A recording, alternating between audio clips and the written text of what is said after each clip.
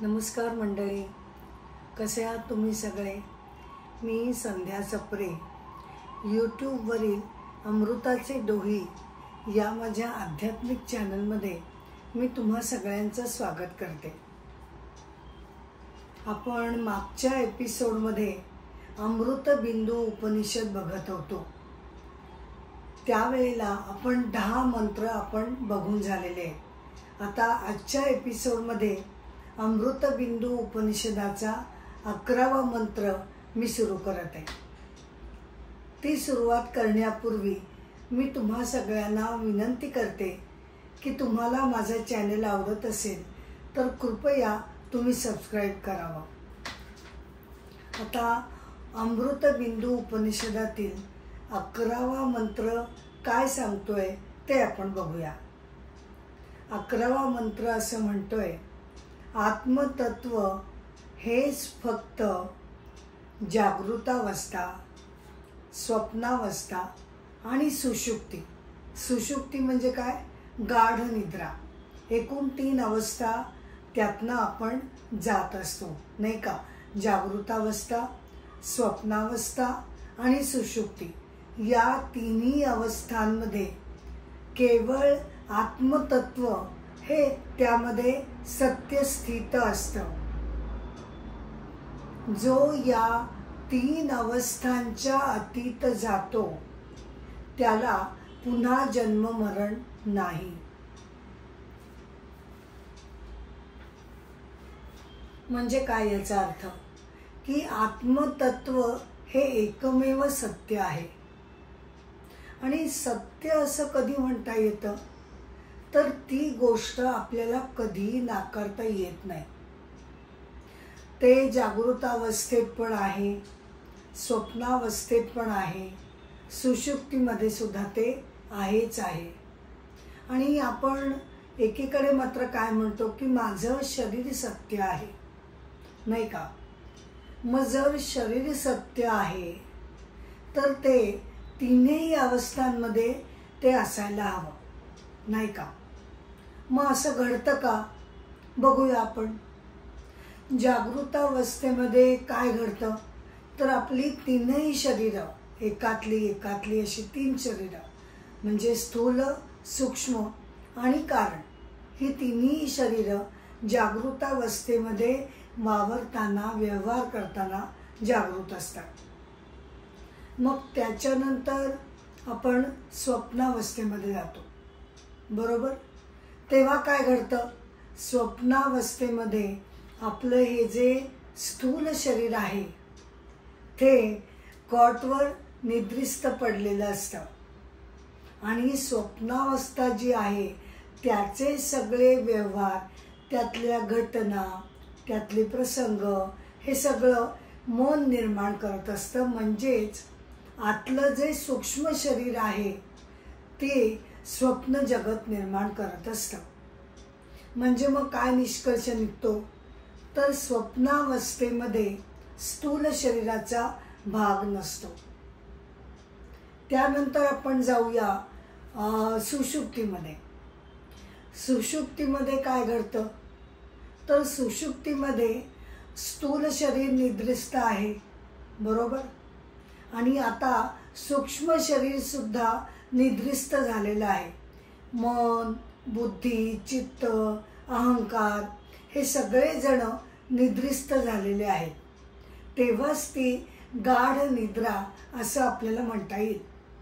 म्हणजे निद्रिस्त अवस्थेमध्ये काय घडतं तर स्थूल शरीर आणि सूक्ष्म शरीर या 2 शरीरांचा त्यामध्ये सहभाग नसतो, केवळ कारण शरीर त्यामध्ये असतं।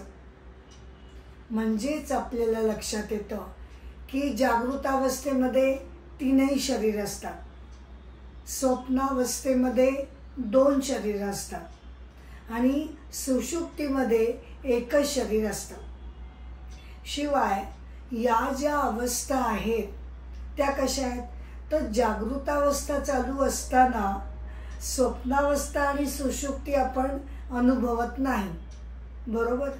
स्वप्नावस्थेमध्ये जेव्हा असतो तेव्हा इतर 2 अवस्था आपण अनुभवत नाही।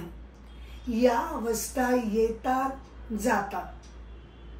त्यामधील प्रत्येक अवस्थेतील अहंकार, म्हणजे जरी सुषुप्तीमध्ये अहंकार नसतो तरी सूक्ष्म प्रमाणात अहंकाराची वृत्ती त्यामध्ये असते.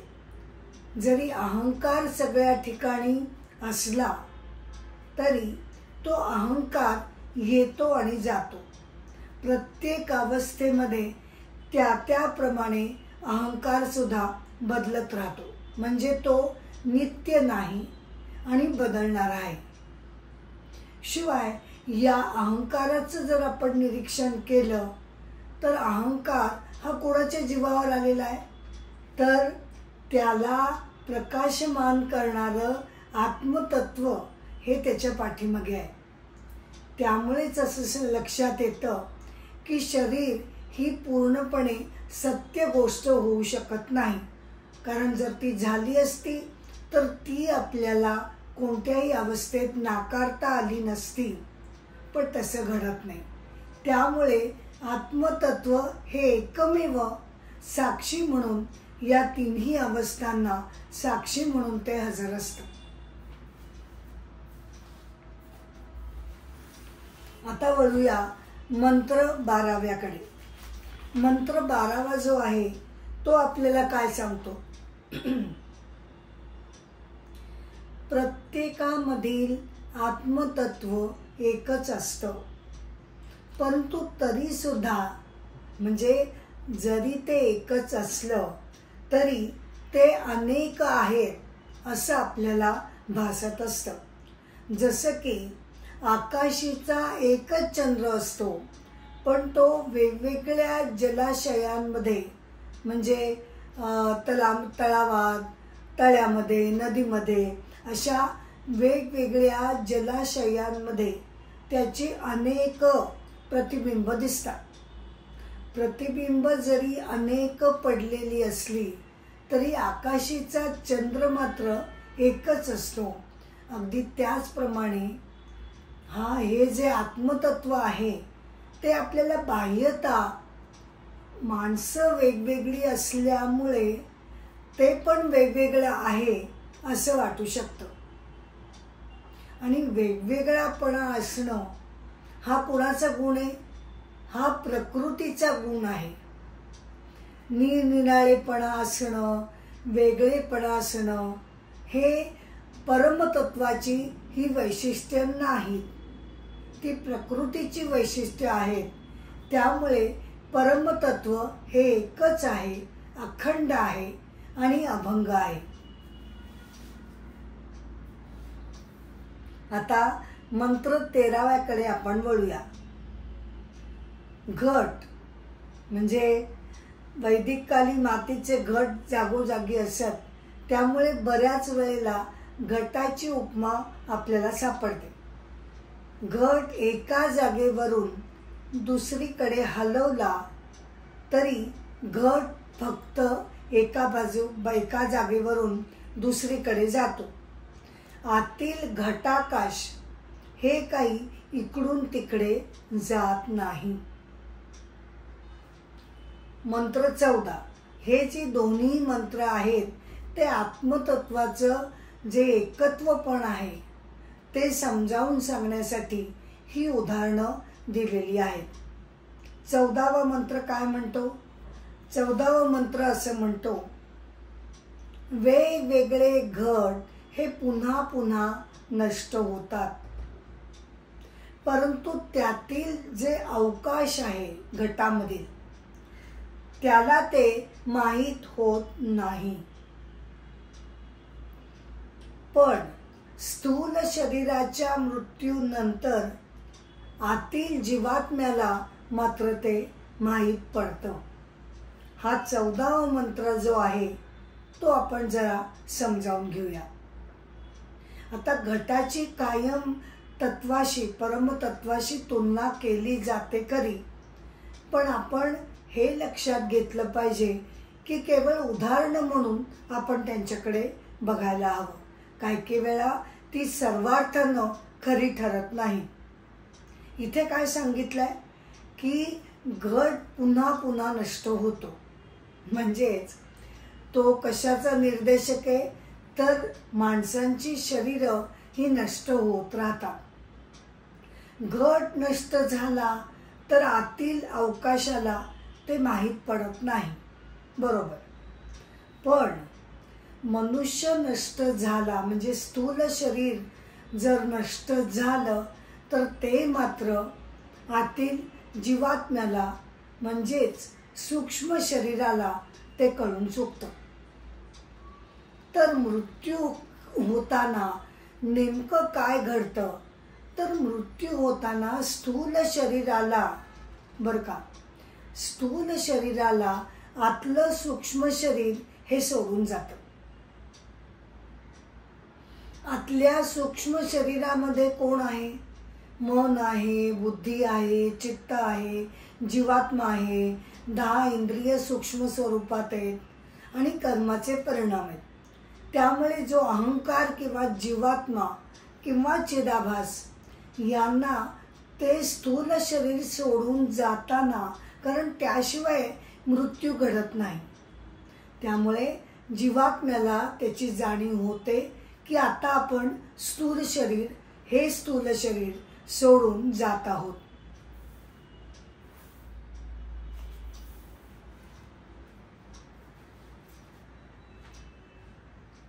मंत्र 15वा. अज्ञानाच्या अंधकारामुळे परमतत्व झाकलं गेलेलं असतं आणि त्यामुळे ते आपल्याला ओळखता येत नाही. अज्ञान नष्ट झाल्यावरच त्याचं दर्शन आपल्याला होतं. म्हणजे काय की उपनिषद घ्या, वेगवेगळे ग्रंथ घ्या, आपलं सगळं वाचन घ्या, हे शेवटी काय आहे तर शब्दांनी आपल्याला दाखवलेलं किंवा शब्दांनी आपल्याला पोचवलेलं ते ज्ञान आहे. ते ज्ञान आवश्यक आहे ह्याच्याबद्दल संशय नाही, कारण ती सुरुवात आहे. ते समजून घेतल्याशिवाय पुढचा आपला प्रोग्रेस हा होऊ शकणार नाही. हे जरी खरं असलं तरी सुद्धा शब्दांचं सामर्थ्य सुद्धा विलक्षण असतं, हे सुद्धा मान्य केलं तरी सुद्धा ते अज्ञानाचा जो पडदा घातलेला आहे तो ज्ञानाच्या प्रकाशाने जोपर्यंत तो बाजूला सारला जात नाही तोपर्यंत आत्म्याचं दर्शन होऊ शकत नाही. आता अज्ञान, अविद्या किंवा माया यांची शक्ती विलक्षण असते. अज्ञानाजवळ 2 शक्ती असतात. एक आहे आवरण शक्ती आणि दुसरी आहे विक्षेप शक्ती. म्हणजे काय, पहिल्या आवरण शक्तीमुळे अज्ञानाने आपल्या ब्रह्मावर, परब्रह्मावर संपूर्णपणे पडदा घातला जातो, आवरण घातलं जातं आणि त्याला झाकलं जातं. ही आहे आवरण शक्ती. त्यानंतर विक्षेप शक्ती म्हणजे काय की नुसतं आवरणच घातलं जातं असं नाही, तर आवरण जे घातलंय तेच परब्रह्म आहे असं दाखवलं जातं. याला आध्यात्मिक भाषेमध्ये विवेक चूडामणीमध्ये आद्य शंकराचार्य याला विपरीत ज्ञान असं म्हणतात. ते म्हणतात की एक वेळ जे झाकलं गेलंय ती आवरण शक्ती सुद्धा ठीक आहे, मान्य आहे, पण ती झाकून फक्त थांबत नाही, तर जे झाकलेलं आहे तेच परब्रह्म आहे असं माया दाखवते. हे विपरीत ज्ञान त्याच्यामुळे आपल्याला घडतं. त्यामुळे या दोन्ही शक्तींशी आपल्याला नीट त्यांच्याशी लढावं लागतं. आत्मज्ञान होणं ही प्रक्रिया विलक्षण गुंतागुंतीची आहे आणि त्यासाठी साधकाचे कायम प्रयत्न चालू असायला हवेत. या आत्मज्ञानाच्या मंत्रावरून मला एक छोटीशी कथा तुम्हाला सांगावीशी वाटते. म्हणजे आत्मज्ञानाचा दबदबा कितीही मोठा असला तरी कधी कधी बरं का त्या आत्मज्ञानाला सुद्धा माणसांची निर्मळ भक्ती जी असते ती त्याला मागे टाकते. कसं तर उद्धवाची गोष्ट आपण इथे बघणार आहोत. उद्धव कोण होता तर तो भगवान श्रीकृष्णांचा परमसखा होता. वृष्णी वंशाचा तो मुख्य होता आणि बृहस्पतींचा तो शिष्य होता. त्याशिवाय तो मंत्री म्हणून सुद्धा राज्यकारभार बघत असे आणि भगवान श्रीकृष्णांचा तो अत्यंत परमसखा होता. त्याला ज्ञानाचा अतिशय गर्व झालेला असल्यामुळे जेव्हा जेव्हा भगवान श्रीकृष्ण व्रजामधील म्हणजे गोकुळामधील गोपिकांची आठवण काढत असत तेव्हा उद्धवाला आश्चर्य वाटे. त्याला असं वाटायचं की ह्या तर सगळ्या अडाणी साध्या भोळ्या स्त्रिया, यांच्याबद्दल एवढी त्यांची आठवण काढण्याची भगवंतांना काय गरज आहे. भगवंतांच्या हे लक्षात आलं की एका व्यक्तीला ज्ञानाचा जरा गर्व झालेला दिसतोय आणि म्हणून शुद्ध निर्मळ भक्ती म्हणजे काय असतं हे दाखवण्यासाठी एकदा भगवंतांनी त्याला म्हटलं की जरा तू व्रजामध्ये जा आणि तिथे नंद बाबा, यशोदा माता या सगळ्यांची चौकशी कर, 2 दिवस राहा आणि मग ये, मला त्यांची ख्याली खुशाली तू कळव. ठीक आहे. उद्धव तिकडे गेले. गेल्या पहिल्यांदी नंद बाबा यशोदा मातेला भेटले आणि मग त्यानंतर दुसऱ्या दिवशी गोपी त्यांना भेटायला आल्या. आता उद्धव हा बराचसा भगवंतांसारखा दिसायचा. त्यामुळे गोपींना असं प्रथम वाटलं की भगवान श्रीकृष्णच आपल्याकडे आलेले आहेत. पण मग जवळ गेल्यावर त्यांच्या लक्षात आलं की हा तर उद्धव आहे. आता उद्धवानी काय केलं तर त्यानं ज्ञानाचा महिमा गायला सुरुवात केली आणि तो म्हणाला की तुम्ही निर्गुण ब्रह्माचं ध्यानधारणा तुम्ही करत जा, म्हणजे त्यातून तुम्हाला आत्मज्ञान होऊ शकेल. आता गोपींनी मग त्यावर विचारलं की हे निर्गुण ध्यानधारणा म्हणजे काय, ती ध्यानधारणा कशी केली जाते, आम्हाला तर काहीच माहिती नाही. ध्यानधारणा मनाच्या साहाय्यानं केली जाते, उद्धवनं त्यांना सांगितलं.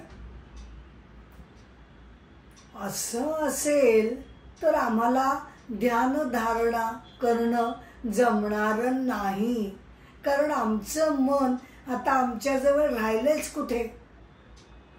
ते तर भगवान श्रीकृष्ण निघून गेले, त्यांच्याबरोबर आमचं मनही निघून गेलं.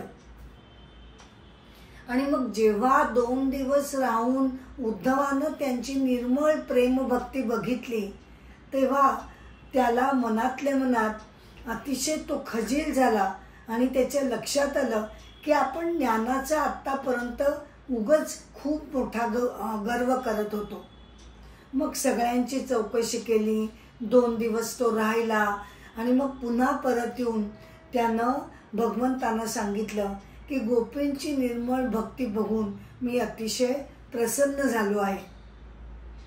भगवंतांच्या लक्षात आलं की ज्ञानाचा गर्व आता त्याचा ओसरलेला आहे. तर असा ज्ञान आणि भक्तीमध्ये फरक पडतो.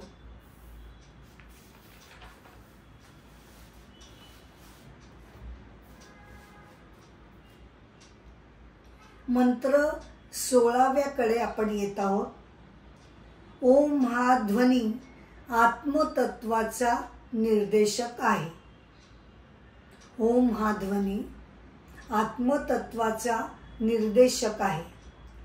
त्या ध्वनीचा नाद जाणवेनासा झाल्यानंतर मग अक्षर तत्व प्रगट होतं. ज्याला आत्मशांती हवी असेल त्यानं अक्षर तत्वाचं ध्यान करायला हवं. म्हणजे काय?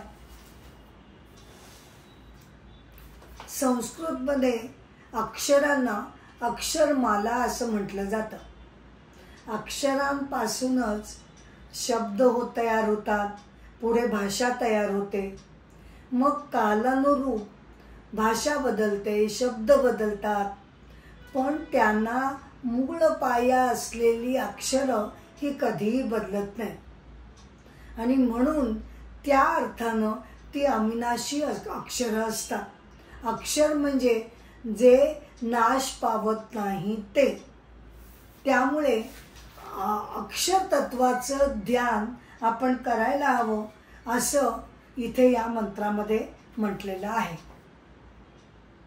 आता ओंकार मंत्र साधना जी आहे बरं का, ओंकार हे साक्षात परब्रह्माचं रूप मानलं गेलेलं आहे. ओंकार हे सगुण ब्रह्म पण आहे, ओंकार हे निर्गुण ब्रह्म पण आहे. त्यामुळेच त्याची दोन्ही प्रकारे ध्यानधारणा करता येते. ओंकार शब्दरूप आहे, ध्वनी रूप असल्यामुळे ते ध्यानामध्ये त्याचं चिंतन आपल्याला दृश्य स्वरूपात डोळ्यासमोर आणून त्याचं चिंतन आपल्याला करता येतं. त्याचप्रमाणे ओंकार हे निर्गुण स्वरूप सुद्धा आहे. म्हणजे काय ते आपण आता इथे बघूया. निर्गुण ध्यान धारणा म्हणजे काय हे मी तुम्हाला आधी समजावून सांगते. सगुण ध्यान धारणा ही सोपी असते. म्हणजे असं की तुमचं जे इष्ट दैवत असेल, गणपती घ्या, शिव घ्या, भगवान श्रीकृष्ण घ्या, जे कोणी तुमचं इष्ट दैवत असेल, तुमचं आराध्य दैवत असेल, ते तुम्ही ध्यानधारणेमध्ये डोळे मिटून त्याचं चिंतन करावं अशी अपेक्षा असते. परंतु निर्गुण ब्रह्माची ध्यानधारणा करताना असं उपास्य दैवत असं आपण डोळ्यासमोर आणत नाही. तर आपण अहम ब्रह्मास्मी किंवा ओंकार स्वरूपावर ध्यान करायला सुरुवात करतो. कारण ओंकार हे साक्षात परब्रह्म स्वरूप असल्यामुळं आपण जेव्हा मनातल्या मनात त्याचा जप चालू करतो तेव्हा त्याचा अर्थ आपण तेव्हा लक्षात घ्यायचा असतो. ओम म्हणजे काय तर साक्षात परब्रह्म. त्यामुळे ती निर्गुण ध्यान धारणा करताना मनामध्ये आपण काय विचार आणायचे की मी ओंकार स्वरूप आहे, मी साक्षात परब्रह्म आहे, मी सच्चिदानंद स्वरूप आहे, मी सर्वव्यापी आहे, मीच तो प्रकाशमान आहे, मीच तो तेजस्वी आत्मतत्व आहे. अशा प्रकारे मनातल्या मनात त्या विचारांची स्पंदनं अख्ख्या शरीरभर सतत निश्चयपूर्वक आणि मनापासून जेव्हा प्रसरण पावायला लागतात तेव्हा त्याला निर्गुण ध्यानधारणा असं म्हटलं जातं. ती काही एका दिवसात होणं शक्य नाही. त्यासाठी बरेच प्रयत्न करावे लागतात, चिकाटी धरावी लागते, पुन्हा पुन्हा प्रयत्न करावे लागतात. मन त्या एका विचारापासून बऱ्याच वेळा इकडे तिकडे धावायला लागतं, त्याला परत आणावं लागतं. अशा प्रकारे निर्गुणाची ध्यानधारणा करावी लागते. पण निर्गुण ब्रह्म म्हणजे त्याचा एक्झॅक्ट अर्थ काय होतो? निर्गुण म्हणजे काहीच नाही का, म्हणजे शून्यवाद आहे का, किंवा त्याच्यामध्ये सगळ्याचा अभाव आहे का? अशा दृष्टीनं आपण परब्रह्माला निर्गुण म्हणत नाही. तर निर्गुण आपण अशा अर्थानं म्हणतो. आता सच्चित आनंद असं जेव्हा आपण हे गुण लावतो परब्रह्माला, तेव्हा ते त्याचे गुण नसून ते त्याचं सत्य स्वरूप असतं. आणि दुसऱ्या अर्थाने आपल्याला असं म्हणता येतं बरं का, की आपल्या मनुष्याची शारीरिक, मानसिक, बौद्धिक क्षमता ही जर परमेश्वराची तुलना केली तर तुम्हीच मला सांगा की ती किती अगदी एवढीशी अंश मात्र आहे. त्यामुळे त्या अंशमात्र मनबुद्धीच्या कल्पनांनी जे आपण गुण कल्पिलेले आहेत ते एवढेसे अंशमात्र गुण हे परमेश्वराला लागू पडत नाहीत. जेव्हा आपण तो निराकार आहे असं म्हणतो तेव्हा म्हणजे काय त्याला फॉर्म नाही का असं म्हणायचं नसतं. तर अहो तो साक्षात अनंत आहे. परमेश्वर म्हणजे इन्फिनिटी. मग त्या अनंत तत्वाला आपण बिचारी मनुष्य माणसं हे त्याला एक डेफिनेट रूप कसं काय देऊ शकणार, डेफिनेट आकार त्याला कसं काय देऊ शकणार, या अर्थानं त्याला निर्गुण म्हटलं जातं. तेव्हा निर्गुणाची ध्यानधारणा करणं म्हणजे ओंकार मंत्र जप करणं. कारण ओंकार म्हणजे निर्गुण ब्रह्मन आणि ते मनातल्या मनात एकीकडे त्याची उजळणी करत राहणं.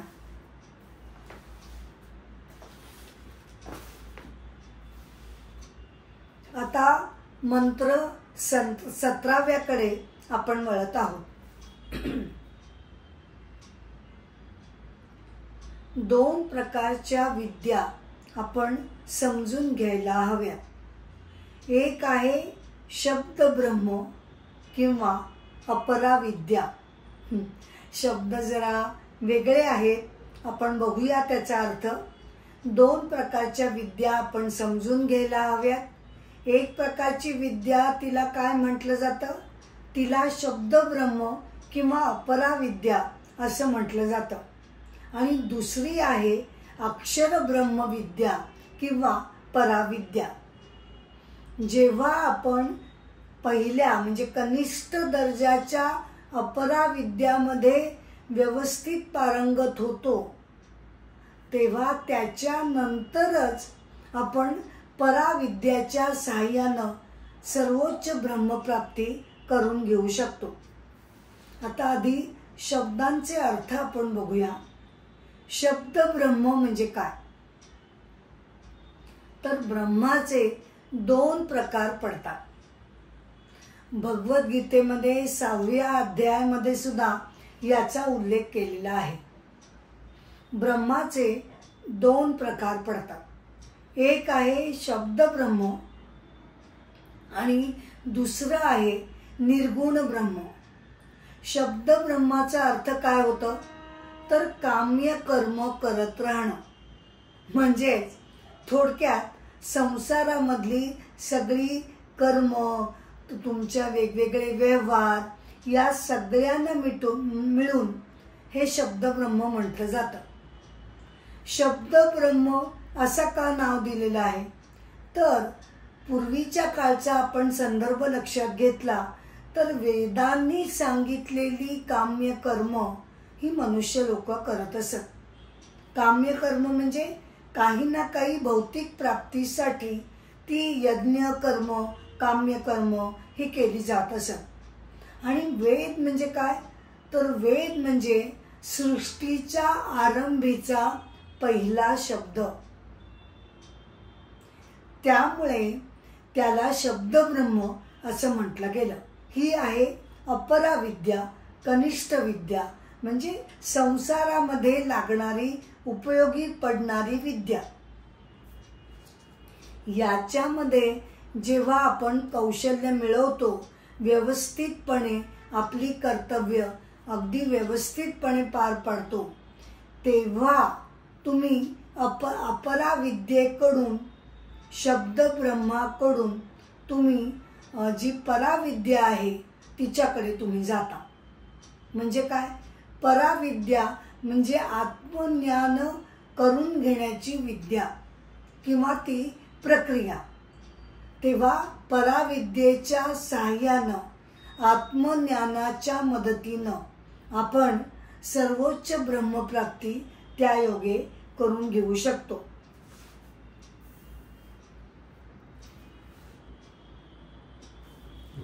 संगीतामध्ये बरं का, मी असा एक लेख वाचलेला आहे की एक स्वयंभू गंधार व्यक्तीच्या मनातून हृदयातून जेव्हा उमटतो तेव्हा त्याचा अर्थ असा होतो की त्याच्या गळ्यामध्ये सगळे सूर हे अगदी व्यवस्थितपणे बसलेले आहेत. भारतरत्न लता दीदी मंगेशकर यांच्याबद्दल तो लेख आलेला होता आणि त्या अशा अलौकिक होत्या की असा स्वयंभू गंधार त्यांच्यामध्ये उपजत होता.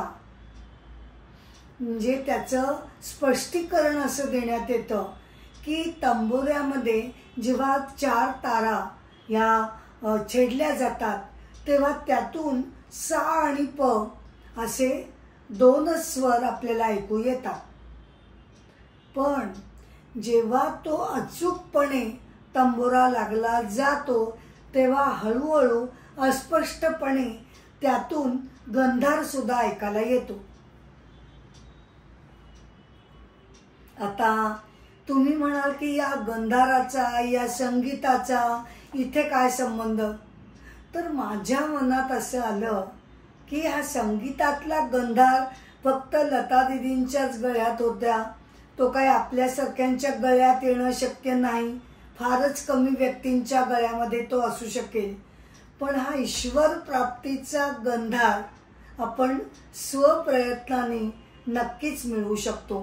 प्रथम या तंबोऱ्यावर आपण प्रयत्नांची, ध्यानधारणेची, उपासनाच्या तारा आपण छेडल्या, सतत सातत्यानं त्यामध्ये आपण प्रयत्न करत राहिलो तर कधी ना कधी जो सगळ्यांमध्ये लपलेला परमेश्वर आहे तो स्वयंभू आतमध्ये आहेच आहे, प्रत्येकामध्ये आहे. तो फक्त आपल्याला आपल्या उपासनेनं वरती काढायचा आहे. तर त्या उपासनेनं जसा संगीतातला गंधार वरती येतो तसा ईश्वर रूपी गंधार हे मिळवण्याचं सामर्थ्य सुद्धा आपण आपल्या उपासनेनं मिळवू शकतो असा विचार माझ्या डोक्यात आला. आता आपण मंत्र 18वा यांच्याकडे, या 18व्याकडे जाणार आहोत. ग्रंथाभ्यास झाल्यानंतर साधकाने ज्ञानप्राप्तीनंतर, बरं का, एक स्टेप आपण लक्षात घेऊया. ग्रंथाभ्यास झाल्यानंतर साधकाची ज्ञानप्राप्ती झाल्यानंतर ग्रंथाचा त्यानं त्याग केला तरी चालतो. जसं की तांदूळ आपल्याला जे उपयोगात आणायचे असतात ते पाखडल्यानंतर जो भुसा निघतो तो आपण जसा टाकून देतो तसं ग्रंथज्ञानाचा मग अर्थ राहत नाही. आता याच्यावर 2 मत आहेत बरं का. एक मत या मंत्राप्रमाणे आहे की ज्ञानप्राप्तीनंतर ग्रंथज्ञानाचा त्याग करा, आणि एक मत असं आहे नाही. का? कारण ग्रंथज्ञानानंच आपण त्या ज्ञानाच्या पायरीपर्यंत जाऊन पोचलेलो. आता ते मिळालं म्हणजे मग ज्याच्यामुळे मिळालं त्याला सोडून द्यायचं का आपण? नाही, त्याच्याशी आपण सदैव कृतज्ञच राहायला हवं, नाही का? तर असे 2 मतप्रवाह आपल्याला दिसतात. आता बोलूया मंत्र 19व्याकडे.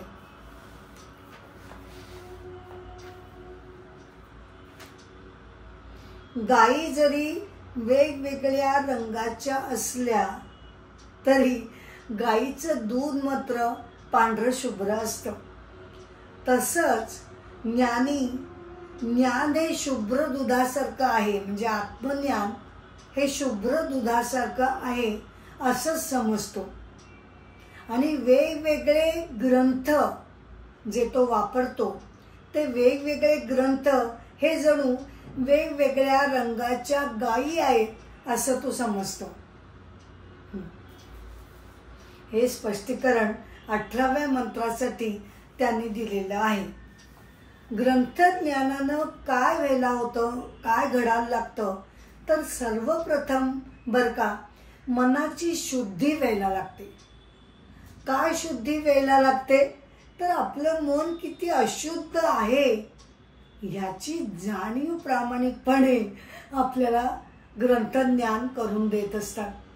आणि मग ती एकदा जाणीव झाली की त्याचा निचरा करण्यासाठी, मन शुद्ध करण्यासाठी आपण प्रयत्नांना सुरुवात करतो. आणि असं मन शुद्ध झालं की त्यानं काय घडतं, एकीकडे तुमचं मन शुद्ध होत आहे, एकीकडे तुम्ही ओंकार साधना करताय, तर त्या ओंकार साधनेला बळकटी येते, मजबूती येते. शुद्ध मनामुळे ओंकार साधना अजून तेजस्वी बनायला लागते. आणि त्याचा फायदा असा होतो की तुमच्या पूर्वसंचितातल्या वासना म्हणा, कर्मफळ म्हणा, हे हळूहळू नष्ट व्हायला लागतात.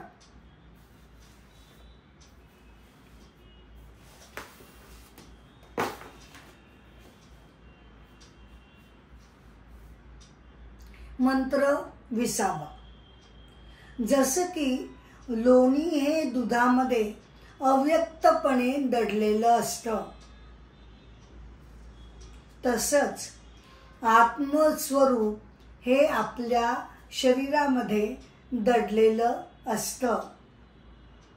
ते ज्ञान मिळवण्यासाठी मनाचा ताक घुसळतानाच्या रवीप्रमाणे उपयोग करून, ताक जे घुसळत असतो ते रवीच्या साह्याने आपण घुसळतो, तर त्याप्रमाणे मनाचा उपयोग करून देहातील लपलेलं हे जे बटर आहे, हे जे लोणी आहे, आत्मज्ञान आहे, ते आपल्याला लोण्याप्रमाणे त्या मनाच्या शुद्ध प्रक्रियेनंतर ते बाहेर काढायचं आहे.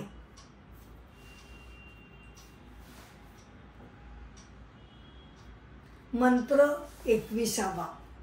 20 आणि 21 ही आत्मज्ञानाची प्रक्रिया आपल्याला समजावून सांगण्यासाठी ही 2 उदाहरणं इथे दिली गेलेली आहेत. पहिलं कोणतं 20? तर लोणी काढण्याची जी प्रक्रिया आहे त्याचप्रमाणे मनाला रवी समजून, म्हणजेच काय, मन शुद्धी करण्याची प्रक्रिया करून मगच आतून आत्मतत्व बाहेर पडतं. आता 21वा मंत्र. आत्मज्ञानाचा ज्ञानाग्नी. आता इथे या 21व्या मंत्रामध्ये वैदिक कालीन यज्ञयाग जे घडत असत त्यांची पद्धती आणि त्यांचं वर्णन इथे केलेलं आहे. आत्मज्ञानाचा ज्ञानाग्नी हा यज्ञविधीप्रमाणे 2 लाकडी कप एकमेकांवर घर्षण करून, बरं का, तेव्हा अग्नी प्रज्वलित करण्याची जी प्रक्रिया होती त्याचं वर्णन इथे केलेलं आहे. तेव्हा काय करत असत, 2 लाकडी कप, मी आत्ता म्हणते पण द्रोण म्हणूया, द्रोणासारखे 2 लाकडी कप हे एकमेकांवर घर्षण करून त्यांना दोरीचा आधार दिला जाईल आणि मग अग्नी निर्माण करून तो कापसाच्या साह्यानं यज्ञासाठी वापरला जात असे. इथे आपल्याला काय करायचंय, तर ज्ञानाग्नी निर्माण करायचं आहे. साधा सुद्धा अग्नी नाही, ज्ञानाग्नी निर्माण करण्याची जी प्रक्रिया आहे ती कशी आहे, मनाचा दोरीप्रमाणे आपल्याला उपयोग करायचा आहे. आणि हे जे मनातले 2 प्रकार आहेत ते एकमेकांवर घर्षण करून, म्हणजे तपस्या, साधना, हे एकमेकांवर जोर देऊन, त्यांच्यावर जोर देऊन मग तो ज्ञानाग्नी त्यातून प्रगट करायचा आहे. म्हणजे मग त्यानं आत्मज्ञान तुमचं प्रज्वलित होईल.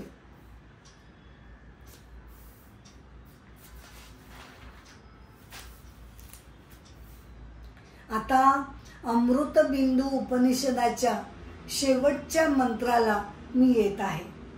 मंत्र 22. इथे ना हा जो मंत्र आहे तो ऐकला की असं वाटतं की साक्षात भगवान श्रीकृष्णांनी हा मंत्र गायला आहे. मी जो आहे तो सर्वांचा आश्रयस्थान, घर, निवारा आहे. म्हणजे प्रत्यक्ष भगवंत इथे आपल्याला हे सांगत आहेत. मी जो आहे तो सगळ्यांसाठी निवारा आहे, घर आहे. आणि सर्वांच्या हृदयामध्ये मी राहतो आणि सर्वांवर मी कृपा करत आहे.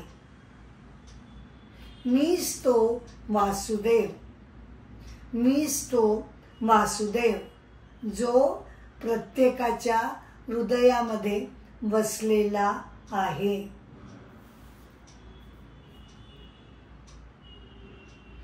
आपण सर्व कुठे राहतो तर आपण सर्व या मर्यादित कालामध्ये, मर्यादित अवकाशामध्ये असे सगळेजण आपण राहत असतो. पण हे सगळा जो अवाढव्य कालाची जी परिसीमा आहे, अवकाश आहे, ते मात्र परब्रह्मामध्ये त्याच्यामध्ये ते राहत असतात. अशा दृष्टीनं या काल अवकाश सगळ्या परिमाणांचा जो नियंत्रक आहे, साक्षात परब्रह्म जो आहे, तो आपल्या सगळ्यांच्या हृदयात वसून तो आपल्या सगळ्यांवर कृपा करत आहे. त्यामुळे आपण अत्यंत नम्रपणे त्याला शरण जायचे, आपले प्रयत्न त्याला व्हायचे आणि त्याच्या कृपेची अभिलाषा मनात धरून आपण आपलं आयुष्य अत्यंत सुंदर करण्याचा प्रयत्न करायचा. इथे या उपनिषदाची सांगता होत आहे आणि माझा एपिसोड सुद्धा इथे संपत आहे.